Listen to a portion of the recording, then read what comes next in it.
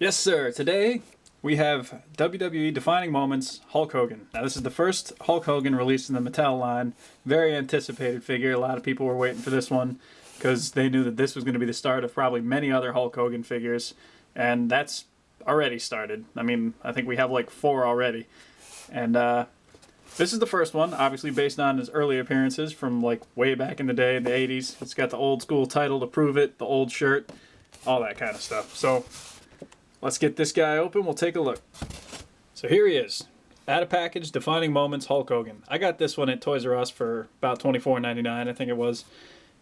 Originally wasn't going to buy it because I'm not like a huge Hulk Hogan fan. He was a little before my time. Like, I got into wrestling in like the late 90s, and by then Hogan was already like... Well, I say he was already at the end of his career, but this is like 20 years later, and he's still just on TV all the time, so what did I know, right? But obviously this era of Hulk Hogan I would have totally missed because this was going on before I was a wrestling fan. But I also understand that this is the kind of figure that if you want a nice Hulk Hogan in your collection, this is probably the one to get. So I went for it. I think everybody pretty much knows how elite WWE figure articulation works. He also comes with this shirt, the yellow classic Hulkamania shirt.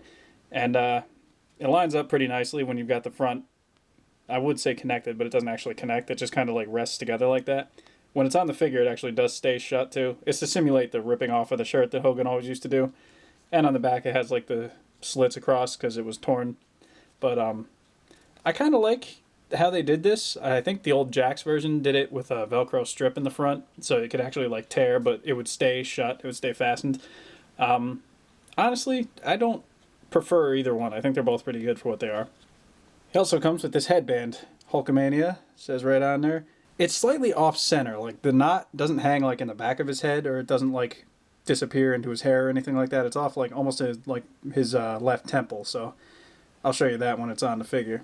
So there you go. You can see what I mean. It's like you would think that this would be in the front, but it's off to the side, and then the knot is over here. This is actually accurate for the representation of Hogan that we're getting in this figure. So it doesn't bother me. I mean, aesthetically, I would have preferred it to be a little more centered, but I'm sure we'll get plenty of other Hogans with a centered bandana in the future, so I'm not that worried about it. Also, while I got the figure up here, he has his cross necklace. It's kind of like Razor Ramon's necklace, where it's a little hard to get over his hair and stuff because the hair is kind of hard plastic. But it does come off. I've had it off. I just figured for the purpose of this review, I'd leave it on him. Lastly, comes with the old school World Heavyweight Championship belt. I believe this is the first time we've seen this in the Mattel line, so it's really cool that they give you these throwback belts like this. And like I said in my last video, the more belts, the better. They're always cool to have, and especially if you're a loose collector, you can display. You can pick whichever wrestler you want to have the title and just put it on his waist. I like to point out that my Hogan has this paint splotch on his wristband.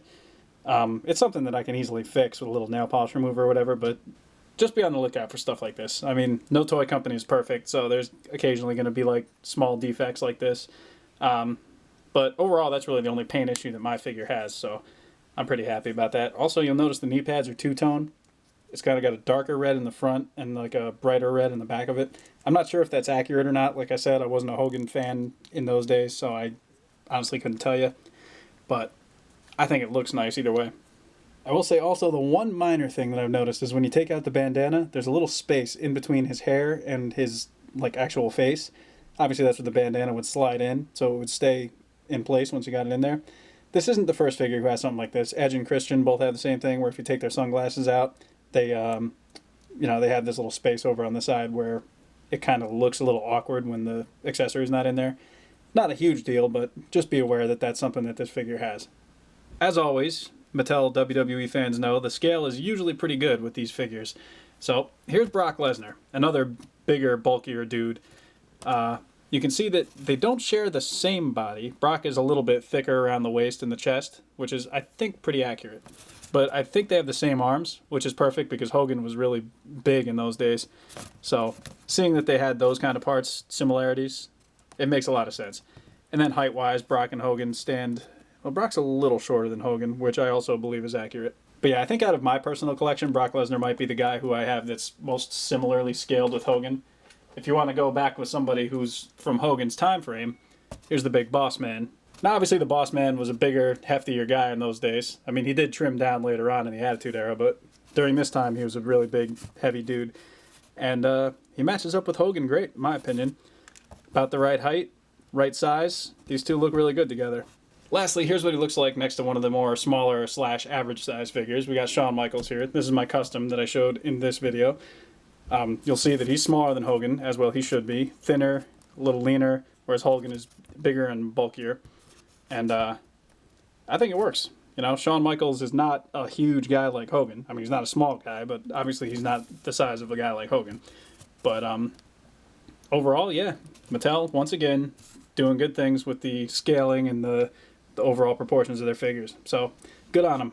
So overall, if you want an elite version of an old school 80s Hogan, this is the one to get. Now obviously the fact that they've got the Hogan license to make figures means that we're probably going to get an NWO Hogan, which would be awesome looking. There could be like any number of just minor side Hogan figures that we're getting. My advice to you, if you like the old school 80s Hogan, get this one. Yeah, I don't think you're going to get better than this one. If you'd rather wait around for maybe a 90s Hogan or an NWO, whatever the case, wait around, save your money and get that one instead. But overall, you're not going to go wrong with this figure if you know what to expect. Alright, I've been Captain McKay, and we'll see you next time.